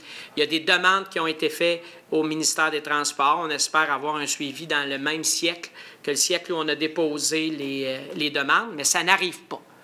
Et ça, bien, évidemment, quand quelque chose traîne, ça fait en sorte que l'impatience augmente. Et on en est là. Donc, oui, les membres du conseil sont au courant. Ils ont même entendu la présentation d'Octan. Elle a été faite au conseil, elle a été faite vers des citoyens qui ont remis en doute certaines conclusions. Ils avaient le droit de le faire en prétendant qu'on avait affaire à des gens qui avaient déjà été propriétaires eux-mêmes d'une école, donc qui étaient favorables. Nous, on n'a pas voulu embarquer dans le « je t'accuse de » ou « je t'accuse de » puis « je t'accuse de ». Notre priorité, au-delà des statistiques, de la science, de ce que vous voudrez, c'est la qualité de vie des gens. On va travailler, on va continuer de trouver des solutions pour retrouver cette qualité-là. Ça se mesure, ça, M. le maire? Tout se mesure. Parfait. Tout se mesure. Parce que ça prend des mesures. Parce que tout à l'heure, la personne disait qu'il y avait du plomb. Mais des 100 LL des avions, comment des avions, il n'y a pas de plomb dans ça. Fait que le gars, très minime, ça comparaît comme un auto. Et c'est pour ça que j'ai dit... Ici, là. C'est pour ça que j'ai dit que c'était pas là-dessus que cette question-là allait se régler. Moi j'ai une question, vous venez de me répondre, mais je suis surpris. Il n'y a jamais eu d'études de bruit en 2017? Je suis convaincu de ça. À moins que... Bon, voilà, M. Pelletier le dit. Jamais eu d'études de bruit. Je peux vous le dire. OK. Ma dernière question, c'est compte tenu que si jamais, en tant que propriétaire de hangar, c'est ça qu'on veut amener aussi, il va-tu y avoir une... Nous, quand on a décidé d'investir dans les hangars, c'est parce qu'il y avait une extension de piste, parce qu'il y avait une école de pilotage qui attire du monde, puis qui attire des gens qui vont acheter des avions, qui vont acheter des hélicoptères, qui vont faire que nos hangars vont être profitables. Si jamais on venait que décider de fermer Select Aviation pour quelque raison que ce soit, est-ce que les propriétaires d'hangars vont être compensés? Il n'y a aucun engagement de Select Aviation d'être ici pour l'éternité. Donc, si ils quittent, on va se ramasser gros gens par devant, c'est ça? Est-ce qu'ils vous ont promis qu'ils seraient là 50 ans? Non, mais c'est quand... En tout cas, moi, mon commentaire, c'est au lieu de dépenser des fortunes à essayer de, comme on dit tout à l'heure, fermer l'aéroport de... On serait peut-être mieux de penser à se fournir de l'argent à ceux qui veulent déménager, et ainsi, on aurait probablement la même chose. Parfait. Donc, je m'excuse. C'est à vous, là. Oui, c'est ça. Bon. Excuse. Non, mais ce que je veux dire, là, je veux pas. Non, mais mon commentaire est qu'au lieu de. On l'entend. On l'entend. Il serait peut-être plus économique de demander aux gens de déplacer, parce que c'était écrit dans l'Express, comme quoi que les gens seraient prêts à déménager plutôt qu'endurer ce super bruit-là. Ce serait peut-être l'idée de faire aussi. Je vous remercie. Merci, merci, M. Beaubien. Alors, ça met fin à notre période des questions. Je sais, Mme Théroux, qu'il vous en restait une. On va y répondre personnellement, mais on a déjà largement dépassé le temps prévu. Mais vous aurez votre réponse, vous le savez. Alors, ça met fin à notre séance de ce soir. Notre prochaine séance aura lieu le 9 septembre. Je vous souhaite une bonne fin de soirée. Et je vais prendre la proposition de M. Charret, Mme Lacoste, et je pense que c'est levé à l'unanimité. Merci. Bonne soirée.